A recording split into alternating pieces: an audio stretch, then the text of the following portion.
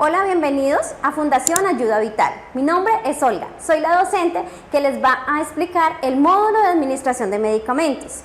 ¿Qué es la administración de medicamentos?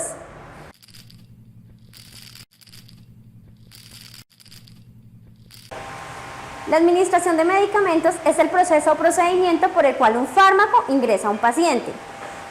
Existen tres objetivos básicos para este tipo de proceso. Preventivos, como por ejemplo las vacunas. Las vacunas que son las que le ponemos a nuestros niños para prevenir futuras enfermedades. Están los diagnósticos, como por ejemplo cuando un médico te envía una resonancia con medio de contraste. Esto lo que va a hacer es ayudar a mejorar la imagen para un mejor pronóstico. Terapéutico, como por ejemplo los antibióticos que son utilizados para ayudar a curar o mejorar esta enfermedad.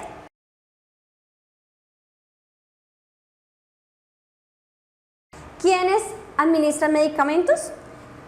Los que pueden administrar medicamentos son enfermeros profesionales, que son los que tienen la mayor responsabilidad en el proceso de administración de medicamentos, seguido por los auxiliares de enfermería, que deben ser guiados por el jefe de enfermería. Los médicos son los que administran medicamentos de alto riesgo, por ejemplo, los anestésicos. Están también los cuidadores, que son los que administran medicamentos ambulatorios, cuando un paciente está siendo cuidado por ellos y deben de administrar medicamentos básicamente orales. Y están los pacientes cuando van a una consulta médica y le dan una fórmula médica la cual debe seguir al pie de la letra. Básicamente medicamentos orales también.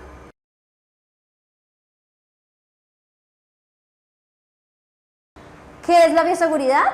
La bioseguridad es el conjunto de normas y barreras establecidas para evitar y prevenir un riesgo biológico, como por ejemplo cuando nos salpicamos o tenemos contacto con fluidos corporales.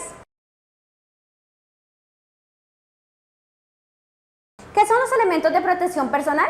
Los elementos de protección personal son todos aquellos elementos o dispositivos utilizados por los trabajadores para prevenir un riesgo. En el caso de nosotros, los trabajadores de la salud, un riesgo biológico. ¿Cuáles son los elementos de protección personal que debemos utilizar para la administración de medicamentos? Gorro, protección ocular, gafas, tapabocas, bata y guantes, básicos para la administración.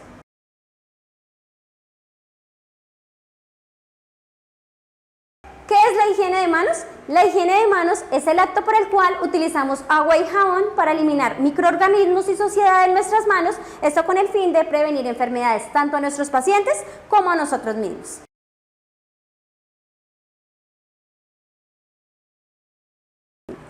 Hay 5 momentos para el lavado de manos. El primero, antes de tener contacto con el paciente. El segundo, antes del contacto con la limpieza o aséptica, en este caso aplicación de medicamentos. La tercera, después del contacto con fluidos corporales. Así utilicemos elementos de protección personal. Cuarta, después de tener contacto con el paciente.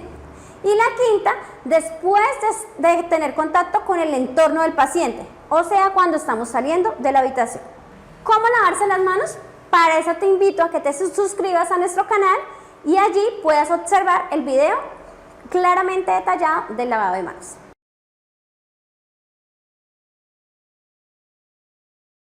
¿Qué son los residuos hospitalarios?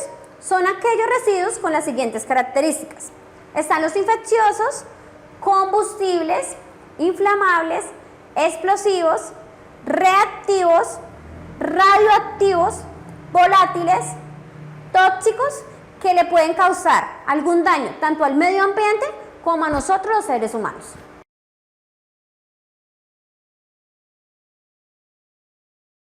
Canecas hospitalarias. Vamos a hablar de esto, que es muy importante conocer, porque ¿te acuerdas que anteriormente existían 3 tipos de colores? La verde, la blanca y la roja. Pues actualízate.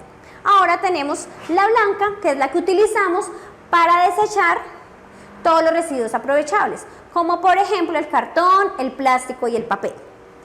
Ahora también tenemos la negra, que es donde desechamos todos los restos de comida, icopor, envolturas, o sea, residuos no aprovechables. Y tenemos también la caneca roja, que es la que utilizamos para todo lo que genera riesgo biológico a la sociedad, como por ejemplo los guantes, las gasas, los tapabocas, entre otros.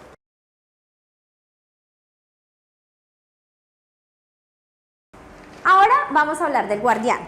o realmente el recordentor de agujas y o cortopunzantes. Dice, este es un elemento de trabajo cuyo principal objetivo es proteger a todos los que tengan contacto con residuos peligrosos o cortopunzantes.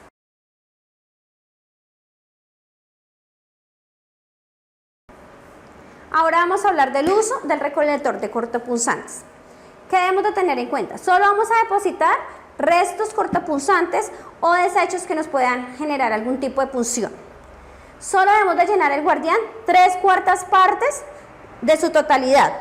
Por ejemplo, cuando ya esté 3 dedos abajo de la tapa, lo debemos de cambiar por otro, reemplazarlo. Debemos de tener toda la atención en el momento que estamos ingresando los elementos cortopunzantes para no generar ningún tipo de punción. Debemos de utilizarlo siempre como parte de equipo y no depositar las agujas u otros recipientes como riñoneras, como bandejas, etc. Hay que tener esta parte muy en cuenta. Ojo, no podemos utilizar los elementos cortopunzantes y dejarlos por ahí para que generar algún tipo de riesgo a nuestros pacientes. Por ejemplo, lo que no debemos de hacer, no debemos colocar las agujas en el piso, no debemos dejarlas dentro de la venoclisis, no debemos dejarlas sobre los colchones, que es lo que muchas veces hacen la mayoría de auxiliares, y eso no se debe de hacer. ¿Listo? Ahorita vamos a enseñarles cómo debemos de realizar el proceso del ingreso de la aguja a nuestro guardián. Ingresa la aguja con el extremo de abajo. Ingrésala al dispositivo donde la podamos desenroscar. La vamos a girar y la aguja va a caer en nuestro guardián. Automáticamente vamos a dejar los elementos a un lado. Y no se te olvide, y lo más básico, no se te olvide que debemos de diligenciar todos los datos que nos solicita la etiqueta.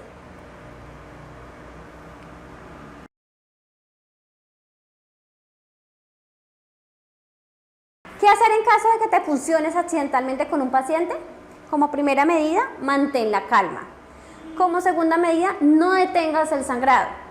Luego, debes de realizarte un lavado de manos clínica. Reporta a tu jefe inmediato. Y como último y más importante, acude de una vez al servicio de urgencias. Recuerda que todo a su debido tiempo tiene solución. Ahora vamos a hablar de las vías de administración de medicamentos. Existen diferentes vías, por ejemplo, la vía oral que va directamente al sistema digestivo, la sublingual que va debajo de la lengua y es mucho más eficaz que la oral. Está la vía tópica que es la piel, las cremas que nos aplicamos. La vía transdérmica que como su nombre lo indica va a la dermis. La vía oftalmológica, las gotas que nos envía para los ojos. La vía inhalatoria que va directamente a las vías respiratorias. Está la vía rectal, que es por el ano, la vía vaginal, que es por la vagina, y vamos a las vías parenterales. Está la intravenosa, que va directamente a la vena, la intramuscular, que va directamente al músculo, y está la subcutánea, que es la que ingresa a la parte grasa de la piel.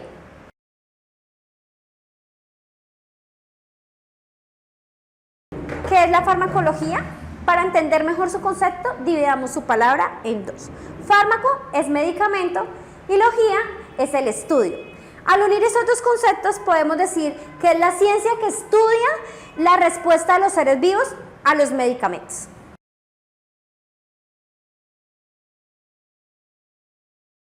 ¿Qué es el medicamento?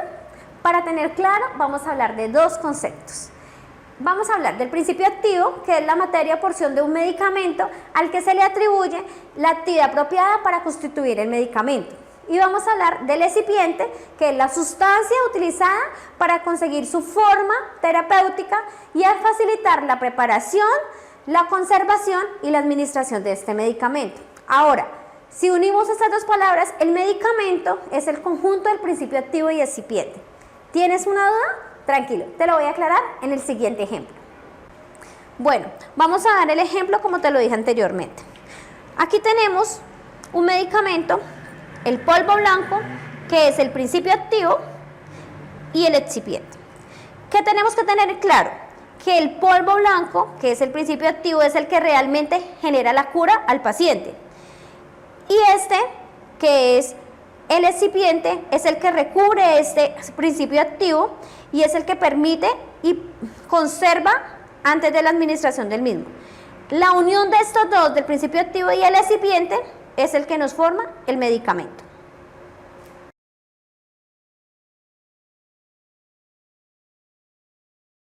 Ahora vamos a hablar de los nombres de los medicamentos. Este se divide básicamente en tres nombres: nombre químico, nombre genérico y nombre comercial. El nombre químico hace referencia a la composición molecular del fármaco y este debe seguir las reglas de la nomenclatura química. El nombre genérico es el conocido internacionalmente y es el que da la Organización Mundial de la Salud.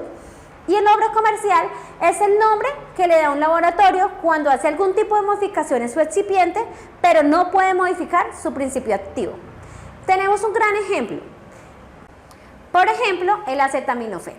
El nombre químico está compuesto por una cantidad de moléculas químicas que están ya determinadas y no pueden ser variadas. El nombre genérico es el paracetamol, que es el nombre conocido internacionalmente. Y el nombre comercial, que es el que le dan las diferentes casas comerciales, como por ejemplo el Dolex y el acetaminofén. Algo para tener en cuenta es que por más que tenga nombre comercial, siempre debe tener el respaldo su nombre de principio activo, su nombre genérico.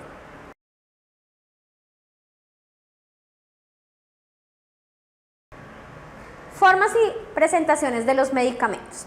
Existen tres presentaciones: las sólidas, las semisólidas y las líquidas. En las sólidas tenemos las tabletas, las cápsulas, las grajeas, los óvulos y los supositorios. En las semisólidas tenemos las pomadas, las cremas, las jaleas y las pastas. Y en las líquidas están los jarabes, las emulsiones, las suspensiones, los líquidos parenterales, los colirios y las gotas nasales.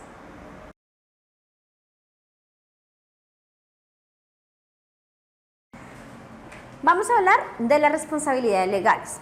Estas son las que crea la legislación nacional. Van directamente al personal administrativo y son ellos quienes crean unos protocolos institucionales, quienes deben de seguir al pie de la letra su personal asistencial. Te recomiendo que estudies y leas tu protocolo institucional. ¿Te has preguntado qué hacer cuando no estás de acuerdo con una prescripción médica? Existe la Ley 911 del 2004, artículo 22, que nos explica lo siguiente. Cuando el profesional de enfermería y o auxiliar de enfermería considere que como consecuencia de una prescripción se puede llegar a causar daño, someter a riesgos o tratamientos injustificados al sujeto de cuidado, contactará a quien emitió la prescripción a fin de discutir las dudas y los fundamentos de su preocupación. Si el profesional del tratante mantiene su posición invariable, el profesional de enfermería o auxiliar de enfermería actuará de acuerdo a su criterio, bien sea de conformidad con el profesional o haciendo uso de objeción de conciencia, dejando siempre constancia escrita de su actuación. ¿Qué quiere decir esto?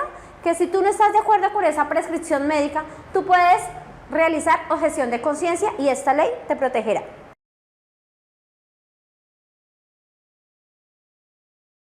Me han preguntado muchas veces si los auxiliares de enfermería pueden administrar medicamentos en ámbito hospitalario. Pues aquí te voy a leer un decreto que nos aclarará las dudas. El decreto 3616 del 10 de octubre del 2005 dice: por medio del cual se establecen las denominaciones de los auxiliares en el área de la salud, se adoptan perfiles ocupacionales y formación, los requisitos básicos de calidad de sus programas y se dictan otras disposiciones en el artículo 4, el cual realiza la descripción de los perfiles ocupacionales para el personal de auxiliar de enfermería de la competencia. Número 7 establece: administrar medicamentos según delegación y de acuerdo a las técnicas establecidas en relación a los principios éticos y legales vigentes. ¿Qué quiere decir este decreto? Que los auxiliares de enfermería pueden administrar medicamentos, pero siempre bajo la supervisión del profesional de la salud.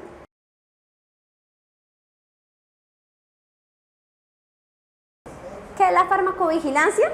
La farmacovigilancia es la ciencia y las actividades relacionadas a detectar, evaluar, comprender y prevenir reacciones adversas a cualquier otro problema relacionado con medicamentos o vacunas. ¿Sabías que la farmacovigilancia tiene dos historias que son importantes conocer?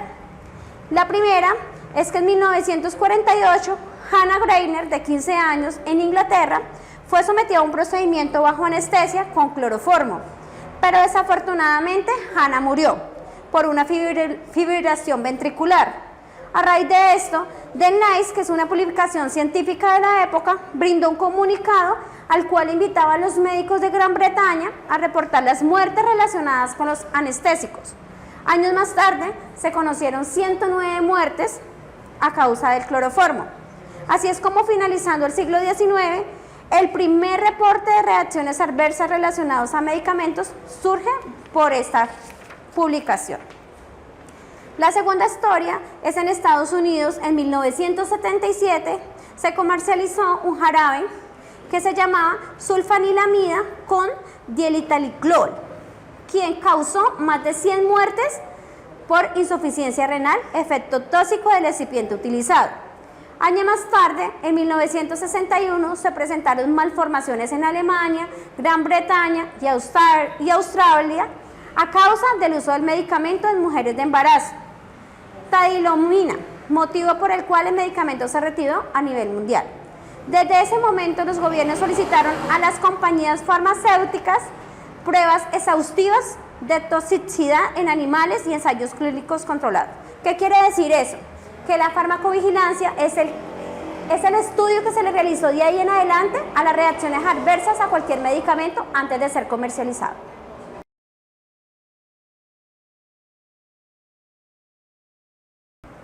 ¿Quiénes realizan la farmacovigilancia? Para este tipo de concepto debemos tener claro que debemos ser un equipo.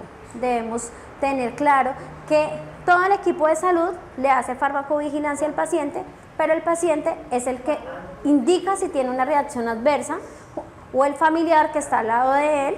Y también debemos tener en cuenta que cuando hay algún tipo de reacción adversa, se debe reportar a la autoridad de farmacovigilancia y este debe reportar al Instituto Nacional de Vigilancia de Medicamentos y Alimentos, INVIMA.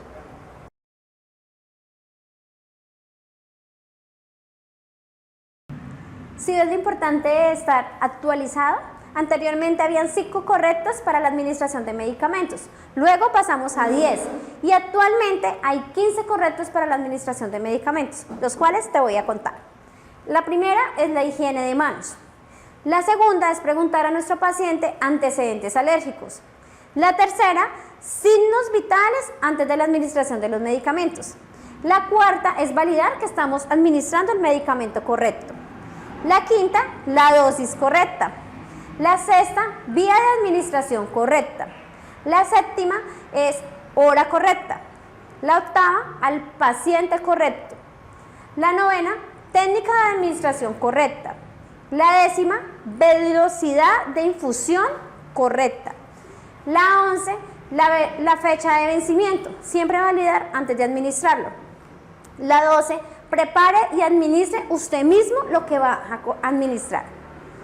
La 13 es el registro correcto, usted mismo lo debe registrar.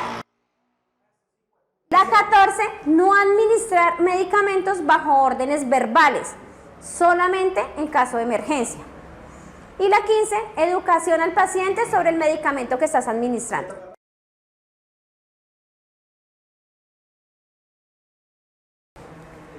Ahora vamos a hablar de la farmacocinética. Se define como los efectos del organismo sobre el fármaco. Se refiere al movimiento de los medicamentos hacia el interior a través del organismo y hacia el exterior de este. Básicamente es el cambio del medicamento en nuestro cuerpo. ¿Por qué? Porque se absorbe, se distribuye, se metaboliza y se excreta.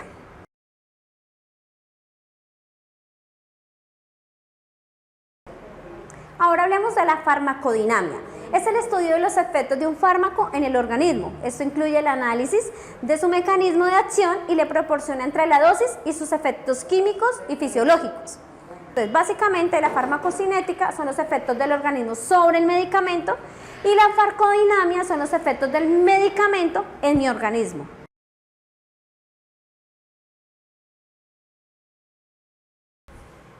Ahora vamos a profundizar sobre la vía de administración de medicamentos.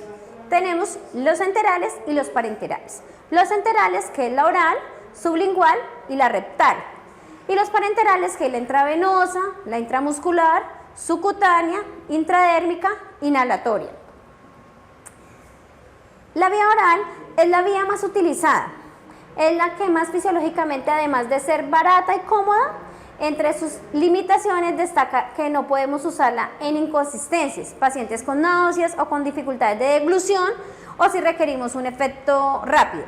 La vía sublingual es el medicamento se coloca debajo de la lengua para que se absorba rápidamente y pueda conseguir una acción más rápida. La vía rectal es la administración de medicamentos en el recto, final del intestino grueso a través del ano. Intravenoso significa dentro de una vena y con frecuencia hace referencia a la administración del medicamento o líquidos a través de una aguja o sonda insertada en la vena. La vía intramuscular son un método de administración de medicamentos en los planos profundos de los tejidos musculares. Esta vía de administración proporciona una acción rápida y absorbe sistemática en dosis relativamente grandes de hasta 5 milímetros en los sitios apropiados. La vía subcutánea se aplica en el tejido adiposo, justo bajo la piel. Una inyección subcutánea es la mejor manera de administrarse ciertos medicamentos como la insulina, anticoagulantes, entre otros. Vía intradérmica. Es una de las 4 vías parenterales que existe para la administración de los fármacos, generalmente anestésicos locales.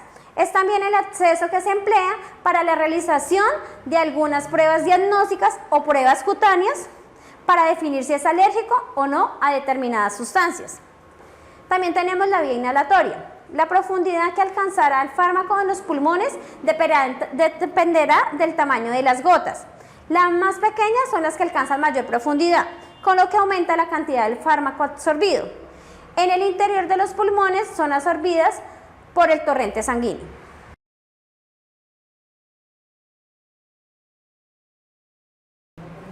Bueno, ahora vamos a hablar de los planos de administración de medicamentos intramuscular. En el caso del glúteo vamos a dividirlo en 4 cuadrantes. ¿Dónde vamos a realizar la administración? En el cuadrante superior externo. En el caso del glúteo vamos a dividir en 3 cuadrantes y vamos a administrar el medicamento en el tercio medial de la cara anterior, en esta parte. En el caso del brazo vamos a realizar un triángulo imaginario y vamos a hacer la administración del medicamento en la mitad del triángulo imaginario.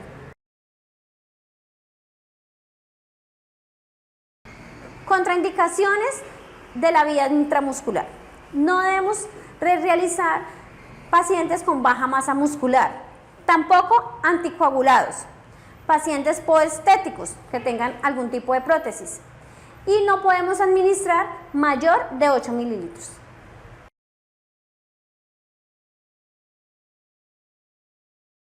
Efectos farmacológicos. Dice que los efectos farmacológicos es cualquier cambio producido en el organismo después de administrar una dosis normal de un fármaco. Pueden ser 3 tipos: el terapéutico, el secundario y el tóxico. Hablamos de que el terapéutico es aquel control, curación, alivio o prevención que produce el fármaco en el paciente.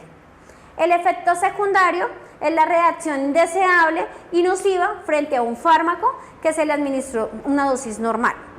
Y hablamos del tóxico, que es el efecto nocivo al organismo que se produce a partir de interacciones bioquímicas entre los fármacos y sus metabolismos y ciertas estructuras en el cuerpo. Ejemplo, está el tramadol. El tramadol es un medicamento terapéutico que puede causar alivio al dolor, pero puede causar un efecto secundario como por ejemplo náuseas y vómitos, que este efecto puede pasar en cuestión de minutos. Y tenemos un efecto tóxico que puede generar una reacción alérgica y que puede perjudicar la salud del paciente. Hay unos grupos farmacológicos los cuales los vas a ver en un cuadro a continuación. Ahí hay ejemplos de los mismos. Ahora vamos a hablar de los líquidos endovenosos. Entre esos tenemos la solución salina, el lactato de Henriger, la destroza y el mannitol. Pero te voy a hablar básicamente de los más importantes. Tenemos el cloruro de sodio al 0.9 Se dice que de cada 100 mililitros de solución contiene 0.9 gramos de cloruro de sodio. La solución está contraindicada en los siguientes puntos: hipercloremia, hipernatremia, acidosis, estados de hiperhidratación, estados edematosos en pacientes con alteraciones cardíacas, hepáticas o renales e hipertensión grave.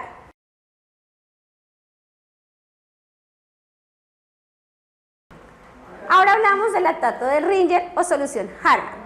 El lactato de Ringer dice que tiene de sodio 3.12 miligramos, cloruro de sodio de 600 miligramos, cloruro de potasio de 40 miligramos y cloruro de calcio de 27 miligramos. Hay unas contraindicaciones que es edema de origen cardíaco renal, hipercalemia, hipernatremia, hiperhidratación y una insuficiencia hepática.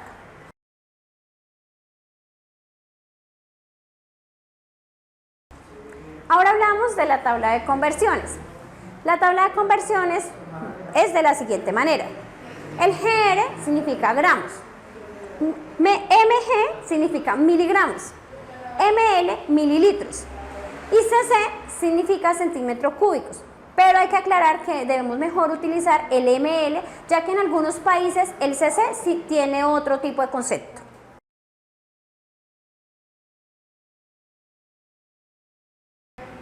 Ahora vamos a hablar de las conversiones de unidades de medidas. Para convertir gramos a miligramos, multiplique los gramos por 1000. Un gramo es igual a 1000 miligramos. 10 gramos es igual a 10.000 miligramos. Para convertir miligramos a gramos, divida los miligramos entre 1000. 1000 miligramos es igual a 1 gramo. 10.000 miligramos es igual a 10 gramos. Para convertir mililitros a litros, divida entre 1000. 1000 mililitros es igual a 1 litro. Y 10.000 mililitros es igual a 10 litros.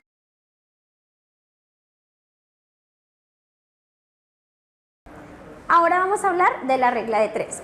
La regla de 3 simple es una herramienta matemática que sirve para resolver rápidamente problemas que involucran una relación proporcionada directa entre dos variables. A continuación vas a validar la siguiente tabla. Vamos a dar un ejemplo de regla de 3. La presentación del diclofenaco es de 75 miligramos sobre 3 mililitros. Tiene una indicación de administrarle por vía intramuscular a un paciente pediátrico 25 miligramos. ¿Cuántos mililitros le administra al paciente? Ahí vamos a hacer la regla del 3. 25 miligramos por 3 mililitros es igual a 75. Y 75 miligramos dividido en 75 mililitros es igual a 1 mililitro. Entonces lo que tenemos que administrar es 1 mililitro al paciente. Bueno, ahora te voy a dejar unos ejercicios de regla de 3, los cuales espero tus respuestas en los comentarios. Esto ha sido todo por hoy. En el módulo de administración de medicamentos nos veremos en una próxima ocasión.